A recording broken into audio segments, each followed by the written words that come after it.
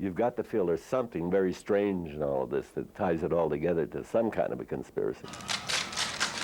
Dallas police, the FBI, and later the Warren Commission figured they had an open and shut case against Lee Harvey Oswald. All the loose ends will be tied together in one neat package. But the wrapping on this package unraveled quickly. Anything to say in your defense? Oswald has been shot. 15 years later, a House panel found it highly likely that a conspiracy was involved, concluding that New Orleans mob kingpin Carlos Marcello had the motive, means, and opportunity to have it done.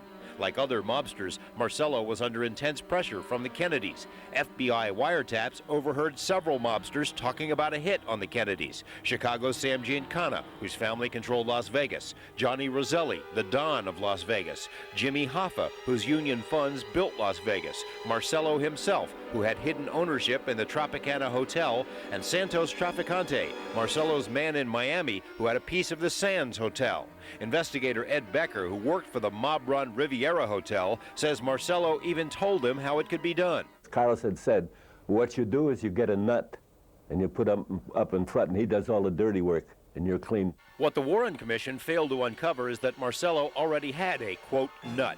Ed Becker and other witnesses told the FBI that Lee Oswald had numerous direct ties to Marcello's crime family. Oswald was seen many times with Marcello underling David Ferry, a key figure in the alleged plot, and there were other ties. Oswald, you know, his uncle worked for Marcello as a bookie, and Oswald lived in his uncle's house when he came back from Russia. Did you kill the president?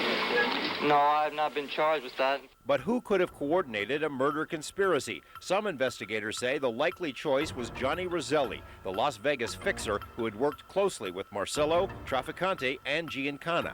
These same mobsters had been contacted by Roselli to work for the CIA in a plan to kill Fidel Castro. Years later, all four would be called to testify before the House about the Castro plot and about JFK. In the weeks before Dallas, Johnny Roselli crisscrossed the country for meetings with the mob bosses. New records show he also met with one Jack Ruby.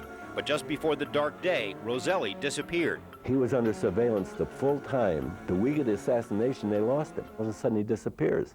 Now we have sightings from other people that he was in Dallas. Years later, Roselli testified twice before the House panel. He was scheduled for a third appearance, but someone shut him up. His dismembered body was found floating in a barrel. Johnny in a drum, the mob later joked. Sam Giancana was murdered a week before he was to testify about JFK. Traficante and Marcello are suspects in these hits, but records remain sealed. Why? You know, why?